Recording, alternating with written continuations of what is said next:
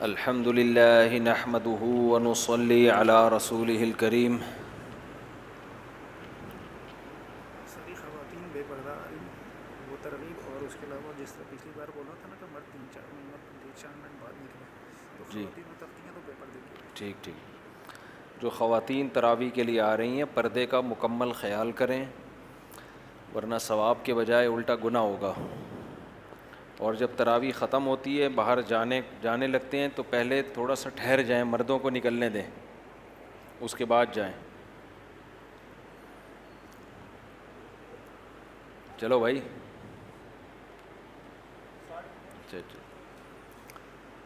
الحمد للہ نحمده ونصلی علی رسوله الکریم. یہ بیان سے پہلے میں ایک چھوٹی سی وضاحت کر دوں.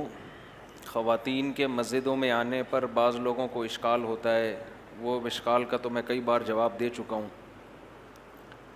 جتنی بھی احتیاط کروائی جائے نا, کچھ نہ کچھ بے احتیاطی پھر بھی ہوتی ہے. اس بارے میں ایک اصول ہمیشہ یاد رکھیں. یہ جو دور ہے نا یہ خلفائے راشدین کا دور نہیں ہے. اس کی ماہر علماء ایک مثال دیتے ہیں کہ ایک پیشنٹ جب بیمار ہوتا ہے, ہارٹ پیشنٹ ہے مثال کے طور پر, ڈاکٹروں نے اس کا آپریشن کرنا ہے لیکن ایک طرف اس کو شوگر بھی ہے, بلڈ پریشر بھی اس کا ہائی رہتا ہے.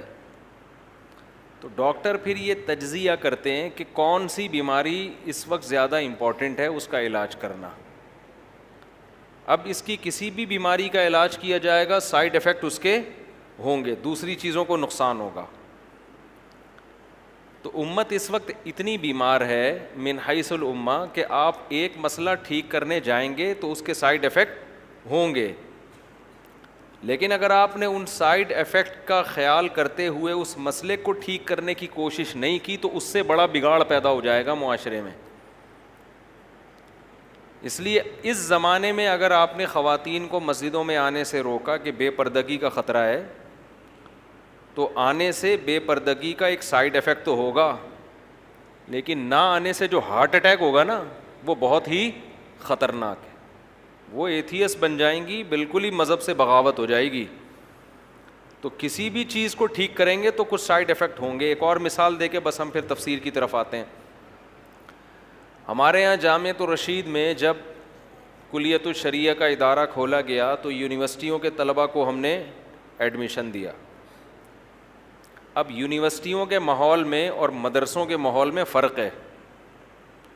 یونیورسٹیوں میں ٹیچروں کا, استاذوں کے احترام کا اس طرح تصور نہیں ہے جیسا ہمارے مدرسوں میں. اب گڑبڑ یہ ہونے لگی کہ بجائے اس کے کہ یونیورسٹی کے طلباء صحیح ہوتے, ہمیں یہ ڈر ہوا کہ ہمارے بھی خراب نہ ہو جائیں.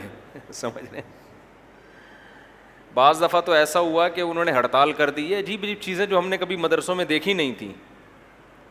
تو ہمارے علماء یہی کہتے تھے, جو سنجیدہ علماء ہیں, کہ بھائی کچھ سائیڈ ایفیکٹ ہوں گے, اس کو برداشت کرنا پڑے گا. اب آپ معیار وہ رکھو جو صدیوں پہلے تھا اور آپ محنت کرو یونیورسٹیوں میں, تو یہ اب آؤٹ پٹ آپ کو نہیں ملے گا. اب تو اس کی فکر کرو کہ یہ اسلام سے ان کے دل میں محبت پیدا ہو جائے, انہی میں بہت سے اچھے لوگ اللہ پیدا کرے گا جو بڑا کام کریں گے. اور واقعی ایسا ہوا. جب کلیۃ الشریعہ کا ادارہ جب وہ کھولا گیا نا, تو ہمیں یاد ہے 3-4 سال ہم نے جن طلباء کو پڑھایا وہ عجیب ہی وکھری قسم کے تھے. سارے نہیں, بہت سے اچھے بھی تھے, بعض ایسے تھے کہ کھوپڑی ہماری قبول ہی نہیں کرتی تھی ان کو. مثلاً ہم کلاس میں آئے ہیں تو ہمارے یہاں تو اس کا تصور نہیں ہے کہ ٹیچر کلاس میں آئے اور طلباء ٹیک لگا کے بیٹھے ہوئے یوں کر کے نا, ایک دم طلباء تمیز سے, تو وہ بیٹھے, بعض ان میں, سارے نہیں, وہ بیان بھی سن رہے ہوتے ہیں, ٹیک لگائے ہوئے بیٹھے ہوئے ہیں. جو لیٹا ہوا ہے وہ لیٹا ہوا ہے, اٹھ ہی نہیں رہا. ارے بھائی تو اٹھ جا یار, کیا کر رہا ہے. تو ہمارے استاذ کہتے تھے انہی میں اللہ ایسے لوگ پیدا کرے گا جو ایسا کام کر کے دکھائیں گے کہ ہٹو بچو ہو جائے گا, برداشت کر لو ان کو جیسے تیسے ہیں.